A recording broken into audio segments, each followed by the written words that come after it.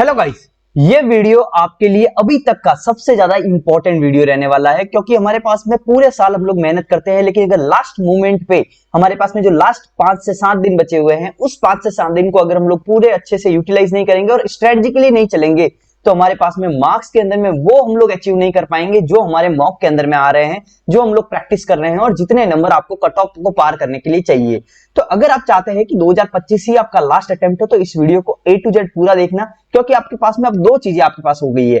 एक तो आपके पास में वो स्ट्रेटजी होनी चाहिए जो अगर आपके पास में वेंडर चेंज नहीं होता तो आप फॉलो करते, बिना डिस्टर्बेंस के बिना डिस्ट्रैक्शन के आप फॉलो करते। और दूसरा आपके पास में कि अब तो वेंडर चेंज हो चुका है तो आपको नए टॉपिक को भी ऐड करके चलना है। तो आपके पास में स्ट्रेटजी आपकी इस लेवल पे होनी चाहिए कि आप नए टॉपिक को भी कवर कर लें और हमारे पास में जो पुराने टॉपिक थे और हम लोग जो प्रैक्टिस कर रहे थे पूरे साल, हम लोग जो पीवाईक्यूज कर रहे थे उसका बेस्ट यूटिलाइजेशन कर पाए। क्योंकि किसी भी सब्जेक्ट के अंदर में आपके पास में पूछने के सवाल पूछने के तरीके चेंज हो सकते हैं, कुछ कुछ टॉपिक्स नए ऐड हो सकते हैं, लेकिन ये नहीं है कि 100% आपका पूरा का पूरा बदल गया है। आपका ये नहीं है कि पीवाईक्यूज कोई भी काम का नहीं है। तो आपको क्या करना है कि बेस्ट यूटिलाइजेशन करना है इस 7 दिनों का। तो मैं इस वीडियो के अंदर में जो जो स्टेप बता रहा हूं और हर टॉपिक के अंदर में, हर सब्जेक्ट के अंदर में मैं ये चीज बताऊंगा कि क्या इंपॉर्टेंट है और इस समय क्या चल रहा है, किस टाइप के सवाल पूछे जा रहे हैं और आपको क्या क्या करना है। तो आपको क्या करना है, इस वीडियो को A to Z आपको पूरा देखना है, टेलीग्राम ग्रुप को ज्वाइन करना है और चैनल को सब्सक्राइब कर लेना है, जिससे कि आपको क्या है कि नए नए जो मैथ्स के अंदर में जो भी टॉपिक है मैं पूरे करवा दूंगा। तो आपको नए टॉपिक भी आप कर लोगे और पुराने टॉपिक के तो अगर आपने पूरे साल प्रैक्टिस की है तो आप अच्छे मार्क्स तक आप पहुंच सकते हैं और कट ऑफ को आप इजीली क्लियर कर सकते हैं। ठीक है, तो आपको पूरा देखना है। चलो अब हम लोग स्टार्ट करते हैं इस 7 डेज, लास्ट 7 डेज स्ट्रेटजी को। किसी के लिए हो सकता है अगर 13 से एग्जाम स्टार्ट हो जाए तो 5 दिन बचे लास्ट में, 5 से 6 दिन, लेकिन अगर आपके बाद में थोड़ा बाद में शिफ्ट है 17, 18, 19 के आसपास में अगर एग्जाम होगा तो आपके पास में 10-12 दिन बचे हुए हैं। तो अच्छे से आपको जो जो टॉपिक बताऊं उसका यूटिलाइजेशन करना है और आपको पूरा का पूरा खत्म करना है। जिस टाइप के सवाल पूछे जा रहे हैं वो आपको पूरा पता चल जाएगा। देखिए आपके पास में अभी जो हमारे नए वेंडर है वो हमारे पास में कुछ कुछ उन्होंने क्रूशियल चेंजेस किए हैं CGL 2025 के लिए। ये जो हमारा पूरा वीडियो है वो है strategy for the last 7 days. ठीक है, आपके पास में 10 डेज भी हो सकता है, 5 डेज भी हो सकता है, 12 डेज भी हो सकता है, अकॉर्डिंग टू द शिफ्ट, कौन सी आपकी शिफ्ट आपकी आती है। देखिए एग्जाम तो पोस्टपोन होने के चांसेस कम लग रहे हैं, हो भी सकता है, लेकिन अगर नहीं भी होगा तो ये जरूर मानेगा कि कुछ तो आपके पास में ब्लंडर होने ही वाला है, क्योंकि हमारे पास में इतने सारे एस्पिरेंट जो हैं एग्जाम को देने वाले हैं और इसके अंदर में अगर आप बहुत अच्छे से एग्जाम को यूटिलाइज नहीं करेंगे, अगर वेंडर आपको पूरा पूरा एग्जाम नहीं करवा पाएगा तो फेलियर ऑफ द एग्जाम होना ही है। लेकिन आपको उनसे डरने के बजाय आपको क्या करना है, आपको बस अच्छे से आपको पढ़ाई करनी है। तो आपको क्या करना है, देखिए अगर आपने चैनल को सब्सक्राइब नहीं किया तो सबसे पहले तो सब्सक्राइब कर लो और दूसरा आप क्या करो कि आपको कमेंट सेक्शन के अंदर में टेलीग्राम ग्रुप की लिंक दी हुई है, उससे टेलीग्राम ग्रुप को ज्वाइन कर लो। क्योंकि टेलीग्राम ग्रुप के अंदर में मैं आपको जो मेरे खुद के नोट्स हैं, आपके पास में जो लास्ट मोमेंट पे आपको क्या क्या करना चाहिए तो वो सबके नोट्स हैं, सुदर्शना की सीरीज के हैं, जो भी पीडीएफ जो भी नोट्स मैं देता हूं तो फिर टेलीग्राम ग्रुप के अंदर में देता हूं। तो दोनों टेलीग्राम ग्रुप ज्वाइन कर देना, डिस्कशन का भी और हमारे पास में ऑफिशियल वाला भी, दोनों कर देना, आपको फ्री के अंदर में सब कुछ मिल जाएगा वहां पे। अब चलो हम लोग स्टार्ट करते हैं। देखिए सबसे पहले सवाल तो ये आता है कि भाई नया वेंडर जो हमारे पास में आया है तो उस नए वेंडर के क्या पीवाईक्यूज को कुछ वैल्यू अब बची हुई है, क्या हमको इस लास्ट मोमेंट पे पीवाईक्यूज पे फोकस करना चाहिए या सिर्फ नए टॉपिक के ऊपर में आपको लगे हुए रहना है। तो ऐसा नहीं है, हमारे पास में क्या है कि पीवाईक्यूज का अभी भी हमारे पास में जो सवाल आ रहे हैं वो 60 to 70% पीवाईक्यू बेस ही है। अब पीवाईक्यू बेस कहने का मतलब अगर आप ये सोच रहे हैं कि पीवाईक्यूज में परसेंटेज का अगर आपको जिस लेवल पे और जिस लैंग्वेज में सवाल पूछा जा रहा था उसी लैंग्वेज में पूछा जाएगा, तो वैसा नहीं है। सब टॉपिक वही है, सवाल पूछने की चीजें वही है, कॉन्सेप्ट वही है, लेकिन आपके पास में जो लाइन लिखी हुई आती है तो वो थोड़ी सी चेंज हो सकती है, पूछने का तरीका थोड़ा चेंज हो सकता है। तो अगर आपने अच्छे से प्रैक्टिस की है तो आप वहां पे कभी नहीं अटकेंगे। अगर आपने मेरे वन शॉट देखे हैं तो उसके बाद में आप जो जो चैप्टर मैंने करवाए हैं उसके अंदर में कहीं भी नहीं अटकने वाले हो। तो आपको पीवाईक्यूज क्या है, 60 to 70% अभी भी वेटेज वही है और नए आपके पास में कितने 30 to 40% आपके पास में नए टॉपिक भी ऐड हो रहे हैं या फिर बहुत मेजर चेंज हो रहा है। जो आपके नए टॉपिक है उसके अंदर में आपको डिफिकल्टी फील होगी। क्यों होगी, क्योंकि आपने एक तो उसकी प्रैक्टिस नहीं की। अगर फॉर्मूला बेस भी सवाल है तो आपको समझ ही नहीं आएगा, क्योंकि मॉड्यूलर अरिथमेटिक का सवाल है, जैसे आपको मॉड का जब तक मतलब ही नहीं पता है तो आप कैसे करेंगे। डिसाइल का परसेंटाइल का सवाल है तो आप कैसे करेंगे। तो कहने का मतलब है कि आपका डिफिकल्टी लेवल बढ़ा है, आपका इससे डिफिकल्टी लेवल बढ़ा है। एक तो देखो डिफिकल्टी लेवल एक तो नए टॉपिक आने के कारण भी बढ़ गया है और दूसरा आपका डिफिकल्टी लेवल है कि लॉन्ग सवाल आ रहे हैं। ध्यान रखना, लॉन्ग स्टेटमेंट बेस, मतलब कि आपके पास में जो भी हमारे पास में सवाल आ रहे हैं तो उसके अंदर में थोड़ा लंबा लंबा आपके पास में लिखा हुआ है, तो इससे लॉन्ग आ रहे हैं तो उससे क्या पढ़ने के अंदर में टाइम ज्यादा जा रहा है। इससे क्या हो रहा है, इससे क्या हो रहा है कि हमारे पास में जो टाइम है, जो टाइम की शॉर्टेज हो रही है आपके पास में, क्या एग्जाम के अंदर में जिस लेवल पे आप सोच रहे थे ना, अभी हमारे पास स्थिति ये हो गई है कि जो स्टूडेंट के पास में 5 मिनट लास्ट में पीवाईक्यू उसके पहले मॉक में बच भी जा रहे थे ना, उसके पास में आप 5 मिनट कम पढ़ रहे हैं। समझ गए? तो आपके पास में क्या हो रहा है कि आपके पास टाइम की शॉर्टेज हो रही है, क्योंकि लॉन्ग स्टेटमेंट बेस के सवाल है, तो उसके कारण आपके टाइम की आपका शॉर्टेज हो रही है। उसके अलावा हमारे पास में जो अभी नए जो सवाल आ रहे हैं, जो फेस के अंदर में हो गया, उसके बाद स्टेनो के एग्जाम के अंदर में हो रहे हैं, वो थोड़ा कैलकुलेटिव है पिछले मुकाबले, अभी इस बार कैलकुलेटिव है। तो कैलकुलेटिव होने के कारण में और डिफिकल्ट लेवल के बढ़ने के कारण में जो कट ऑफ है, जो गैस कर सकते हैं कि हम लोग जो कट ऑफ है, वो कट ऑफ जैसे पहले जनरल की थी ना, पहले जनरल की कितनी गई थी, 153 के आसपास में गई थी आपके प्री के अंदर में। लेकिन इस बार हम लोग है ना, अभी देखो स्टूडेंट की हालत ये हो रखी है कि उनको लगता है कि कट ऑफ तो वही जाने हैं, कट ऑफ तो अब 150 ही जानी है। तो उसके कारण में क्या है कि अब तो मॉक के अंदर में जो 170 भी ला रहे थे ना, उनके भी नंबर डिक्रीज होकर 145 140 हो गए हैं। तो अब उनको ऐसा लग रहा है कि भाई कि क्या हमारे पास में मेरा ये हो भी नहीं पाएगा कि नहीं हो पाएगा, क्या वेंडर चेंज होने के कारण में इतने गलतियां हो जाएगी, क्या मेरा कट ऑफ क्लियर होगा कि नहीं होगा? आपका आराम से होगा। क्यों? क्योंकि अब आपको मार्क्स पे फोकस नहीं करना है, क्योंकि वो टीसीएस के लेवल पे कट ऑफ थी और टीसीएस के हिसाब से मार्क्स था। लेकिन अब आपको जो फोकस करना है वो करना है परसेंटाइल पे। अगर आपके मॉक के अंदर में परसेंटाइल 90 से अबव बन रहे हैं, 90 95 परसेंटाइल बन रहे हैं, तो आप सेफ है, आप मोर देन सेफ है। ठीक है, आपको ना बहुत वरी करने की जरूरत नहीं है। आपको क्या गेस कट ऑफ जो रहने वाली है वो लगभग आप मान सकते हैं। देखो कुछ भी अंदाजा नहीं लगा सकता, ये तुक्का है एक नंबर का, क्योंकि हमारे पास पेपर जब तक नहीं आता हम पता ही नहीं कर पाते। लेकिन आप ये मान के चलो 153 से तो कम ही जाने वाली है। आप ये मान सकते हो 135 140 जा सकती है, 130 भी जा सकती है, कुछ कह नहीं सकते। लेकिन आपके पास में अगर नंबर पहले 170 ला रहे थे, तो अब भी अगर परसेंटाइल होगा वो वही आएगा आपका। आपको ज्यादा डिफिकल्टी आपको फेस करने की जरूरत नहीं, बस नंबर पे नहीं परसेंटाइल पे जाना है। अब उसके बाद में आपका क्या है, फॉर्मूला बेस आपके सवाल आ रहे हैं कि कॉन्सेप्ट बेस सवाल आ रहे हैं? आपके सवाल ज्यादा जो आ रहे हैं वो आ रहे हैं कॉन्सेप्ट बेस, एकदम फॉर्मूला बेस एक लाइन के अंदर में नहीं आ रहे हैं।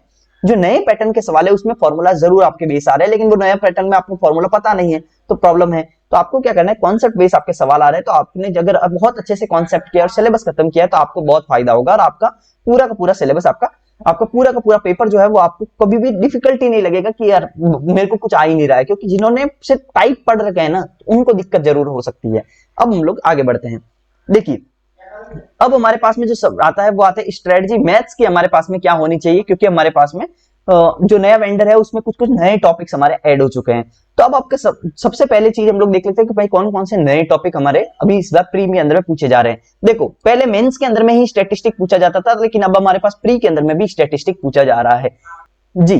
तो कोऑर्डिनेट ज्योमेट्री के अंदर में पहले क्या होता था, कोऑर्डिनेट ज्योमेट्री के अंदर में सिर्फ एक सवाल आपके पास में पहले कभी कभी पूछा जाता था, लेकिन अब हमारे पास कोऑर्डिनेट ज्योमेट्री के अंदर में क्या है कि हमारे सवाल आने लगे हैं, कोऑर्डिनेट ज्योमेट्री पे भी सवाल पूछे जाने लगे हैं। उसके बाद में हमारे पास में कौन से हाइट एंड डिस्टेंस के ऊपर में टॉपिक के ऊपर सवाल आ रहे हैं, हाइट एंड डिस्टेंस पे।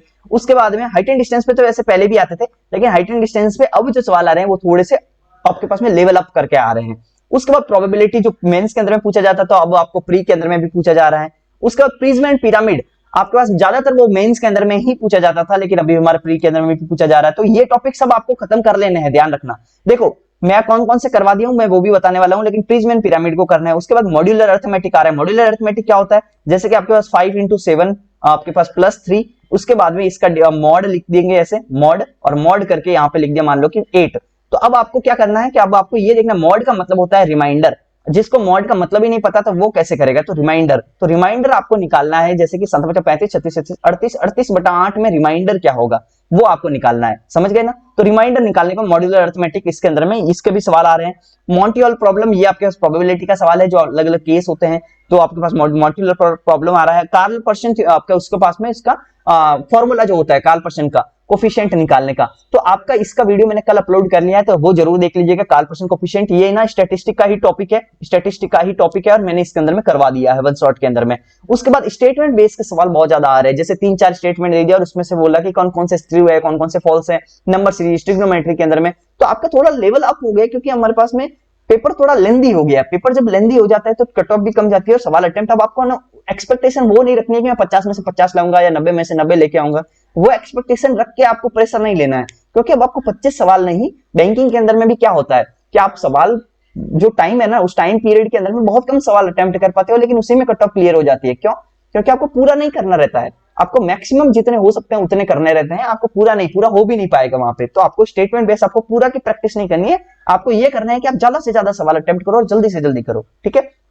स्टेटमेंट बेस सवाल आ रहा है, उसके बाद क्वार्टाइल, डेसाइल, परसेंटाइल, ये भी आपके स्टैटिस्टिक का ही टॉपिक है और थोड़ी देर के अंदर में वो भी अपलोड हो जाएगा, या फिर ये वीडियो अगर बाद में अपलोड होगी क्योंकि वो रिकॉर्ड हो चुका है, अपलोड भी हो चुका है, लॉन्च करना बाकी है, तो वो आपको क्वार्टाइल, परसेंटाइल और डेसाइल के ऊपर में भी आपको वीडियो हमारे पास में मिल जाएगा, वो आज डेट के अंदर में मिल जाएगा। उसके बाद में क्या है, 3D फिगर कॉम्बिनेशन आपके पास में आ रहा है, ये मैंने मेंसुरेशन 3D के अंदर में करवा दिया है, उसके वन शॉट के अंदर में करवा दिया है, तो जिन्होंने नहीं देखा मेंसुरेशन 3D के वन शॉट में जाके देख लीजिए, इस पे भी सवाल आ रहे हैं आपके पास में। उसके बाद बाइनरी टू डेसिमल कन्वर्जन, इसके ऊपर में स्लाइड्स तैयार है, कल आपको इसके ऊपर में वीडियो आ जाएगा। Binary to decimal conversion, hexadecimal, उसके बाद में आपके अलग अलग जितने भी कॉम्बिनेशन हो सकते हैं, वो पूरा का पूरा जो आपके नंबर के कन्वर्जन है वो आपके टॉपिक आ रहे हैं। तो इतने टॉपिक तो आ रहे हैं और कुछ कुछ नए टॉपिक और भी ऐड होते जा रहे हैं। तो आपको क्या करना है, जो जो पता चल रहा है ना, इस पे शॉर्ट वीडियो जो भी है यूट्यूब के ऊपर सर्च करो और देखने स्टार्ट करो। बाकी मैं कुछ कुछ करवाई दिया हूँ, मैं कौन कौन से करवा दिया, स्टैटिस्टिक का पूरा वन शॉट करवा दिया है, कोऑर्डिनेट ज्योमेट्री के अंदर में मैं फॉर्मूला देने वाला हूँ।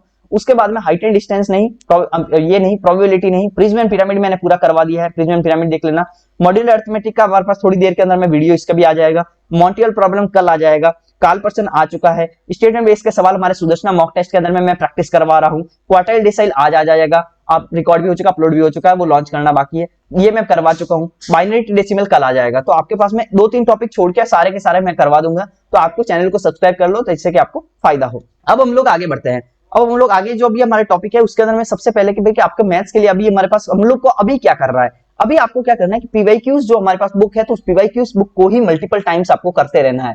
आपको पीवाईक्यूज बुक को भी करते मतलब आपको सॉल्व नहीं करना। अब इस मोमेंट के ऊपर में पीवाईक्यूज को सॉल्व करने के बजाय अगर आपने अच्छी प्रैक्टिस की है और अगर आपकी स्पीड अच्छी है, तो अब आपको रीडिंग करनी है कि आपने सवाल देखा कि हाँ ये बन जाएगा, और फिर आगे बढ़ो, आगे बढ़ के पीछे का आंसर देखो, और पीछे अगर आपके पास में कहीं पे भी कोई दिक्कत आ रहा है कि यार इसके अंदर में थोड़ा प्रॉब्लम है, तो आप पीछे जाओगे, आपका इसका आंसर देख लो। नहीं तो फिर आपके पास में अगर कोई क्लास नोट्स हैं, अगर आपके पास में कोई क्लास नोट्स है, अगर आपके पास में कोई क्लास नोट्स है, तो आप उसको 2 घंटा पढ़ो। 2 घंटे के अंदर में 120 मिनट होता है, और इसके अंदर में आप 100-150 सवाल आपके आंखों से निकाल दोगे, और 100-150 सवाल जो आंखों से निकालोगे वही आपके काम आएगा। नहीं तो 2 घंटे आप लेके बैठोगे तो खुद से अगर करोगे ना, तो आपके हो नहीं पाएगा।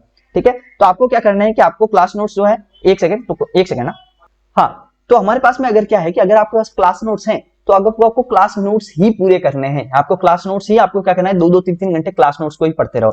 उसके बाद में क्या कि नए नए कॉन्सेप्ट जो आ रहे हैं वो आपको कर लेना है। देखो पीवाईक्यूज आपको करना है, उसके बाद में जो नए कॉन्सेप्ट आ रहे हैं जो मैंने बता दिए हैं वो पूरे करने हैं। उसके बाद में आपको टफ मॉक की थोड़ी प्रैक्टिस कर लो, 2-4-5 मॉक टफ दे दो और 2-4 नए मॉक दे दो। नए मॉक की भी प्रैक्टिस करनी है, न्यू मॉक। अब न्यू मॉक कहां पे मिलेंगे वो मैं थोड़ी देर में आगे बताने वाला हूं, वो आपको बहुत ज्यादा इंपॉर्टेंट है। न्यू मॉक आपके पास में ऑफर भी मैं बताऊंगा कि क्या है, नए मॉक आपको कहां से लगाने हैं, न्यू पैटर्न के एडिक्विटी बेस्ड मॉक कहां से लगाने हैं। तो आपको क्या करना है, 2017 का जो मॉक था वो थोड़े अच्छे लेवल पे था, तो 2017 से पहले वाले, तो उनकी थोड़ी प्रैक्टिस कर लो, क्योंकि उसमें आपकी कॉन्सेप्ट बेस्ड ज्यादा सवाल आते थे, आपको फॉर्मूला बेस्ड कम आते थे। तो आपको क्या करना है, 2017 के मॉक दे देने हैं और नए मॉक की प्रैक्टिस कर लेनी है। उसके बाद में आपको क्या करना है, सबसे ज्यादा इस समय जो आपके काम आएगा लास्ट मोमेंट पे, वो आएगा रिवीजन काम। तो आपको रिवीजन पे मेजर फोकस करना है, ना कि आपको जो आपको बहुत ज्यादा ऐसा नहीं है कि आपको ना यूट्यूब के ऊपर में इस समय बहुत डिस्ट्रैक्शन के वीडियो मिलेंगे, आपको बार बार आना बस डिस्ट्रैक्शन के अंदर में नहीं घुस के आपको ज्यादा से ज्यादा रिवीजन पे फोकस करना है। ये नहीं देखना कि यार ये आएगा कि नहीं, ऐसा भी होगा कि नहीं, नया पैटर्न आ गया तो क्या हमारे पास लफड़ा हो जाएगा, ऐसा कुछ नहीं है। आपको ज्यादा से ज्यादा रिवीजन पे फोकस करना है, प्रैक्टिस करते जाना है। उसके बाद में एक आपके पास में चीज क्या है कि हमारे पास में जो भी आपके पास में मॉक टेस्ट आपने अभी तक दिए होंगे, तो उस मॉक टेस्ट में कुछ कुछ नोट्स बनाए होंगे, उसका मैक्सिमम रिवीजन कर लो, बस आपके लिए मोर देन सफिशिएंट है, इससे ज्यादा आपको करने की जरूरत नहीं है। और एक चीज आप ध्यान है कि आपको एग्जाम के अंदर में जब आप स्टार्ट करते हो तो आपकी कुछ एक्सपेक्टेशन रहती है, तो वो एक्सपेक्टेशन आपकी इस समय क्या होनी चाहिए नए एग्जाम के पैटर्न के हिसाब से, कि आपको टारगेट जो है आप 21 से 22 सवाल मैथ्स के अंदर में टारगेट कर लो, बहुत है। आपको देखो माइंड के अंदर में जब आप 25 सवालों की प्रैक्टिस आपको प्रेशर लेके करते हो, तो 25 सवाल में क्या होता है कि फिर आप तेज करना स्टार्ट करते हो। तेज में क्या होती है, गलती होती है। गलती क्या, आप आधा सवाल करके बीच में छोड़ देते हो और फिर आप दूसरे सवाल पे आ जाते हो। देखो सवालों में फंस के नहीं रहना है, ये तो चीज है, लेकिन इसका मतलब ये भी नहीं कि हर सवाल में कुछ कुछ टाइम देके आपको उसको छोड़ देना है, वैसा नहीं है। क्योंकि आपका 25 सवालों की अगर करोगे, क्योंकि स्टेटमेंट बेस लंबे होते हैं, 25 का टारगेट लेकर ही नहीं चलना है। आपको ये लेके चलना है कि यार मेरा 20 से लगेगा 22 सवाल हो जाए, बस 20 सवाल भी अगर राइट हो गए तो 40 नंबर आ गए, और 22 हो गए तो 44 आ गए। 22 से 44 नंबर आ रहे हैं तो आपके 40 से 44 नंबर आ रहे हैं तो बहुत अच्छा है। आपको इससे ज्यादा आपको लोड लेने की जरूरत नहीं है, अच्छे नंबर है। और इसके अंदर में कट ऑफ भी आपके पास में बहुत ज्यादा नहीं जाएगी, ये गारंटीड है कि 130 से 140 के बीच में ही कट ऑफ रहने वाली है, अगर आपके पास में इस लेवल पे आपके पेपर आने लगा। ठीक है। उसके बाद में हमारे पास क्या है कि अर्थमेटिक का ज्यादा वेटेज है या फिर एडवांस का ज्यादा वेटेज इस समय पूछा जा रहा है। तो अर्थमेटिक आपके पास में ज्यादा पूछी जा रही है, तो उस पर थोड़ा फोकस करना है। हेवीली आपको फॉर्मूला को फोकस कर लेना है, रिवीजन पे फोकस करना है, टाइप पे फोकस करना है। कैलकुलेटिव आ रहा है, ये आप एक्सपेक्ट कर सकते हो, कैलकुलेशन की प्रैक्टिस कर लो, बहुत सारे ऐप है, उस पे आपको कैलकुलेशन की प्रैक्टिस कर लेनी है। उसके 2-4 मॉक दे दो, आपको कैलकुलेशन हो जाएगा। मल्टीप्लीकेशन की प्रैक्टिस कर लो आपके पास में। उसके बाद में टफ एंड लेंथी क्वेश्चन आ रहे हैं, तो उसका माइंडसेट पहले से बना कर रखो। सुदर्शना के अंदर में स्टेटमेंट बेस के सवाल मैं ऑलरेडी डाल चुका हूं, टेलीग्राम ग्रुप को ज्वाइन करो और सुदर्शना के मॉक देखो। उसके अंदर मैं 3-4 सवाल में नए पैटर्न के हिसाब से भी डाल रहा हूं, स्टेटमेंट बेस एआई से सवाल जनरेट करवा के भी डाल रहा हूं और खुद से बना के भी डाल रहा हूं, तो वो जरूर देख लेना। उसके बाद में आपकी स्टेटमेंट बेस के सवाल है, उसकी प्रैक्टिस कर लो। अब बात आती है कि हमारे पास में इस नए पैटर्न के हिसाब से मॉक टेस्ट कहां से देना है। तो मॉक टेस्ट के लिए अभी हमारे पास जो टेक्स्ट बुक है, टेक्स्ट बुक के ऊपर में सेल चल रही है, मिशन ऑफिसर की सेल चल रही है। उस मिशन ऑफिसर की सेल के अंदर में आपके पास में जो हमारे पास पासबुक, जो हमारे पास में टेक्स्ट बुक का पास प्रो है, टेक्स्ट बुक के पास प्रो के अंदर में 12% का डिस्काउंट चल रहा है, 12% का डिस्काउंट। और 12% का डिस्काउंट आपको कैसे मिलेगा? अगर आप मेरा कूपन कोड यूज करते हैं। आपके पास में देखिए, पहले बात तो मिशन ऑफिसर सेल जो चल रही है उसके अंदर में 615 का जो है, उसके अंदर में 483 के अंदर में अभी आपको मिल रहा है ईयर, आपके पास में yearly text book pass pro के ऊपर में आपके 615 वाला 483 में मिल रहा है। और एक हमारे पास है, एक हमारे पास में अगर आप VSN कूपन कोड यूज करेंगे, VSN कूपन कोड, जो कि मेरा कूपन कोड है VSN, अगर आप ये यूज करेंगे तो आपको 12% का एक्स्ट्रा डिस्काउंट मिलेगा, 12% का एक्स्ट्रा डिस्काउंट मिलेगा। तो जल्दी से जाओ टेक्स्ट बुक के ऐप के अंदर में या फिर वेबसाइट के अंदर में लॉगिन करो, और लॉगिन करने के बाद में आप इसका पासपोर्ट, आपका पासपोर्ट ले लो। अगर आप 2026 का एस्पिरेंट है ना, तो आपको ले ही लेना चाहिए, और 2025 के हो तो भी लो, क्योंकि मेंस तो आपको देना है ना। तो आपको क्या करना है कि लेटेस्ट जो भी मॉक आ रहे हैं, अभी जो भी स्टूडेंट है वो लेटेस्ट मॉक के लिए सीधा सीधा टेक्स्ट बुक के ऊपर में ही दे रहे हैं, तो आपको प्रैक्टिस करना है। तो जल्दी से जाओ, 12% का डिस्काउंट अभी है और सेल भी चल रही है, तो उसके अंदर में आप यूज करो और आपको फायदा मिलेगा। बाकी आपको पता है कि बहुत सारे एग्जाम, आपके 900 से ज्यादा एग्जाम के, 1 लाख से ज्यादा मॉक आपको वहां पे मिल जाएंगे, 35,000 से ज्यादा पीवाई आपके प्रीवियस ईयर के पेपर्स आपको वहां पे मिल जाएंगे, और आपको फ्री टेस्ट भी बहुत सारे मिल जाएंगे। तो आपको क्या करना है, जल्दी से जाओ मॉक टेस्ट के अंदर में VSN कूपन कोड यूज करो और 12% का आपको एक्स्ट्रा डिस्काउंट मिल जाएगा। ठीक है, अब हमारे पास में आगे चलते हैं। आगे हमारे पास सब्जेक्ट आती है रीजनिंग। रीजनिंग के अंदर में क्या हो रहा है वो चीज समझो। आपके पास में लॉजिकल और क्रिटिकल रीजनिंग के बहुत सारे सवाल आ रहे हैं। देखो मेंस के अंदर में सवाल आते थे ना, मेंस के अंदर में सवाल आ रहे थे, ठीक है, जिसके अंदर में क्या होता है, स्टेटमेंट और एजम्पशन टाइप के सवाल आ रहे थे, तो उस टाइप के सवाल यहाँ पे भी पूछे जा रहे हैं। उसके बाद डिसीजन मेकिंग के सवाल है कि अगर आप ऐसी कंडीशन में होते तो क्या करते हैं, होता है ना, अगर आप दोस्त ने आपको थप्पड़ मार दिया होता तो आप क्या करते। तो ये जो गेस वर्क आपके पास में जो डिसीजन मेकिंग है वहां पे, तो वहां पे वैसी चीजें आके डिसीजन मेकिंग के भी सवाल आपके पास में पूछे जा रहे हैं, तो इसकी भी प्रैक्टिस कर लेनी है। ठीक है, सिटिंग अरेंजमेंट के सवाल वैसे प्री के अंदर में आते थे, लेकिन अब हमारे पास में जो मेंस के लेवल के सवाल भी यहाँ पे पूछे जा रहे हैं। सिटिंग अरेंजमेंट के लेवल के सवाल वो भी आपको देख लेना है। टफ क्वेश्चन पूछे जा रहे हैं कोडिंग डिकोडिंग के पे, क्योंकि TCS के अंदर में क्या था, कोडिंग डिकोडिंग या फिर एनालॉजी के जो सवाल थे ना, वो फिक्स पैटर्न थे। तो अब आपको हो सकता है कि कुछ नए पैटर्न आए, तो वो आपको बहुत देर तक सोचना ही पड़े कि यार मैं क्या पैटर्न लगाऊं वहां पे। ठीक है, तो क्योंकि हो सकता है कि पैटर्न जो हमारे पास फॉर्मूला स्क्वायर करके 3 जोड़ दिया, या फिर ऐसे जो लॉजिक होते हैं, वो जो एनालॉजी होती है, तो वो एनालॉजी हो सकता है थोड़ी डिफरेंट हो। तो आपको क्या करना है कि टफ क्वेश्चन है तो आपको एक चीज ध्यान रखना, एनालॉजी में अगर आपको पैटर्न ढूंढना है तो पैटर्न आप शुरू में ना ढूंढना है, उसको आप सेकंड या थर्ड राउंड के अंदर में ही करना है। ठीक है, नंबर सीरीज जो आ रही है वो थोड़ी सी टफ साइड में आ रही है। उसके बाद व्हाट्स टू डू नाउ, अब अभी हम लोग को क्या करना चाहिए, अभी हम लोग को हैवीली जो आपके पास में रिवीजन पे और टफ मॉक के ऊपर में प्रैक्टिस करनी है। आपको टफ जो भी सेक्शनल मॉक मिले 2017 के दे दो, अच्छे मॉक्स हैं वो आप दे दो, और या फिर आप दे सकते हो 2021 के जो जुलाई के अंदर में एग्जाम हुआ था 2020 वाला, वो भी आप दे सकते हो, उसके अंदर में भी बहुत अच्छे अच्छे मॉक्स हैं, तो वो भी आप प्रैक्टिस कर सकते हो। अब आपके पास में सवाल आता है कि रीजनिंग के अंदर में आपको नया क्या है, नया आपके पास में क्या, क्रिटिकल रीजनिंग से 3 से 4 सवाल, ये तो मैं आपको बता चुका हूं। अब हम लोग आगे बढ़ते हैं। आगे हमारे पास है जीएसजीके। जीएसजीके के अंदर में क्या आ रहा है, जीएसजीके में अब देखिए, अभी हमारे पास में जितने भी सब्जेक्ट, आपके पास चारों सब्जेक्ट है ना, उन सब में स्टेटमेंट बेस के सवाल आपके जरूर आ रहे हैं। सिर्फ इंग्लिश के छोड़ के स्टेटमेंट बेस के सवाल बाकी सबके अंदर में आ रहे हैं, तो आपको स्टेटमेंट बेस सवालों की प्रैक्टिस करनी है।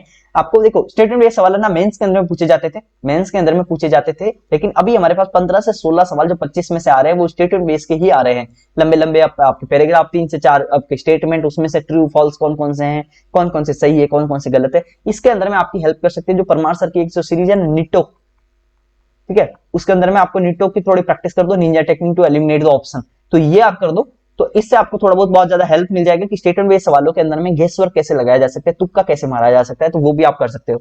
उसके बाद में आपके वन लाइनर के जो सवाल है वो बहुत कम पूछे जा रहे हैं, जैसे आपके 7-8 सवाल मान लो वन लाइनर के पूछे जा रहे हैं, उससे ज्यादा नहीं पूछे जा रहे हैं। और 40 से 50% जो है पीवाईक्यू बेस ही है। देखो सिलेबस पीवाईक्यू बेस ही रहता है, लेकिन थोड़े से पैटर्न जो पूछने का तरीका थोड़ा चेंज हो जाता है, तो पीवाईक्यू बेस है आपको ज्यादा से ज्यादा हेवीली जीके में अभी इस समय रिवीजन की जरूरत है। 2 से 3 बार रिवीजन कर लो, बहुत है, आपको बहुत ज्यादा फायदा मिलेगा। आप गलतियां ढूंढने लग जाओगे कि स्टेटमेंट में से कौन सा गलत है, तो आपको ना ज्यादा वरी करने की जरूरत नहीं है। उसके बाद में सब्जेक्ट वाइज आपके पास में वेटेज क्या है, कोर सब्जेक्ट जो है उससे 9 से 10 सवाल पूछे जा रहे हैं, हिस्ट्री पॉलिटी और इस सब के ऊपर में। हिस्ट्री के अंदर में भी मीडिएवल से बहुत ज्यादा सवाल पूछे जा रहे हैं। पॉलिटी के अंदर में सुप्रीम कोर्ट वगैरह से बहुत सारा आर्टिकल वगैरह आप पढ़ लो, तो इनसे बहुत ज्यादा सवाल पूछे जा रहे हैं। उसके बाद में स्टैटिक जीके में 7 से 9 सवाल है। और एक चीज ध्यान रखना, करंट के ऊपर में 4 से 6 सवाल आपके पास में, लेकिन करंट के ऊपर में ऐसा नहीं है कि जो पहले जो वेंडर था ना टीसीएस, वो क्या 5-10 साल पहले भी पूछ ले रहा था, तो ऐसा नहीं है।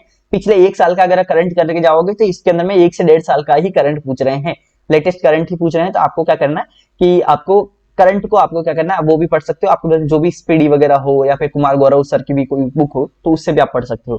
तो आपको ये कर लेना है जीके के अंदर में। अब आपका सवाल आता है इंग्लिश के ऊपर में। इंग्लिश के अंदर में आप क्या कर सकते हो, इंग्लिश के अंदर में देखो सबसे ज्यादा अगर इस समय आपको वेटेज है वो है एक्टिव और पैसिव वॉइस जो है, उसके बाद में नरेशन है। उनके 7 से 8 सवाल आ रहे हैं आपके फेस के एग्जाम में, तो बहुत बार पूछा गया था, बहुत ज्यादा पूछे गए थे एक्टिव पैसिव और नरेशन।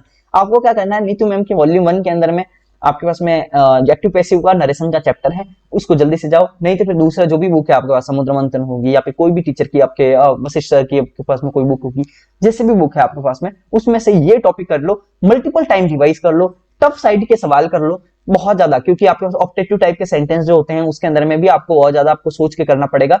तो वो आप सब कुछ कर लो। आपके पास में लेट से शुरू होने वाले सेंटेंस हो गए, एप्टीट्यूड वाले से शुरू हो गए, जैसे कि मे गॉड ब्लेस यू, तो इसका कैसे करोगे, तो ये है ना 100% आपको कर लेना है, क्योंकि इसके अंदर में मल्टीपल सवाल, बहुत ज्यादा सवाल आ रहे हैं, तो आपको बहुत फायदा देगा। पीवाई आपका पीक्यूआरएस इसके अंदर में बहुत ज्यादा आ रहे हैं। उसके अंदर फोकस ऑन रीडिंग स्किल। देखो आपके पास में क्या है कि यहाँ पे अभी हमारे पास क्लोज टेस्ट आए ही नहीं है, आपके पास में जो सवाल आ रहे हैं वो आ रहे हैं पैसेज टाइप के, ठीक है, पैसेज। तो आपको क्या करना है, अगर आपका रीडिंग स्किल अच्छी है तो आपको पीवाईक्यूज भी आप उखाड़ लोगे और पैसेज भी आप ना अच्छे से कर लोगे। तो आपको क्या करना है, रीडिंग के ऊपर में फोकस करना है। लेकिन अब ये 4-5 दिन में कोई रीडिंग होने से रही, बहुत अच्छा होने से रहा, आपको बस चीज क्या करनी है, रोजाना आपको प्रैक्टिस करनी है पीवाईक्यू आपके पीक्यूआरएस की। आपके पीक्यूआरएस की प्रैक्टिस बहुत ही ज्यादा करनी है। और हमारे पास में जो क्लोज टेस्ट है उसकी भी प्रैक्टिस, आपके क्लोज टेस्ट नहीं सॉरी पैसेज की प्रैक्टिस भी आपको करनी है। रीडिंग स्किल के ऊपर में आपको थोड़ा ध्यान देना है। और वोकैब जो आ रही है वो मॉडरेट लेवल की आ रही है। सवाल मेरे को बहुत ज्यादा टेलीग्राम ग्रुप में पूछा जा रहा था कि सर ब्लैक बुक की जो वोकैब है वो अब काम आएगी कि नहीं आएगी। देखो ब्लैक बुक की वोकैब भी काम आएगी, क्योंकि ये क्या होती है, ये वो वोकैब होती है जो हमारे पास ऑफिशियल काम में या फिर जब आप कंपनी में काम करोगे तो आपको वर्क का जो कल्चर रहेगा वहां पे आपको काम आएगी। तो कहने का मतलब है कि जो चलते हैं ना बहुत ज्यादा मार्केट के अंदर में ट्रेंड में वर्ड चलते हैं, तो वो वाले वोकैब होती है, वो बहुत ज्यादा आपको पूछी जाती है। तो हमारे पास क्या मॉडरेट लेवल की वोकैब आ रही है, वो सब आपको काम आएगी। आपको ब्लैक बुक या फिर किसी भी बुक से कर रहे हो तो वो आपको करते रहना है। आपको रिवीजन पे ध्यान देना है इस समय। एक चीज ध्यान रख लो, यूट्यूब को थोड़ा छोड़ दो, सही बता रहा हूँ। यूट्यूब मतलब आपको यूट्यूब के ऊपर में जो टीचर के ये जो वीडियोस आ रहे हैं ना बहुत ज्यादा कि प्रोटेस्ट, सच बता रहे हैं इस समय आपको, अगर एग्जाम स्टार्ट हो गया 13 को तो आपको सबसे ज्यादा घाटा वही वीडियो देखने के कारण होगा। आपको इस समय वो वीडियो देखने के बजाय आपको ज्यादा से ज्यादा रिवीजन पे ध्यान देना है। सब कुछ आपको बंद छोड़ छाड़ के आपको क्या करना है, सिर्फ रिवीजन पे ध्यान देना है। रिवीजन ही आपको बट बचाएगी और वही आपका बनाएगी, आपके नंबर भी वही बनाएगी।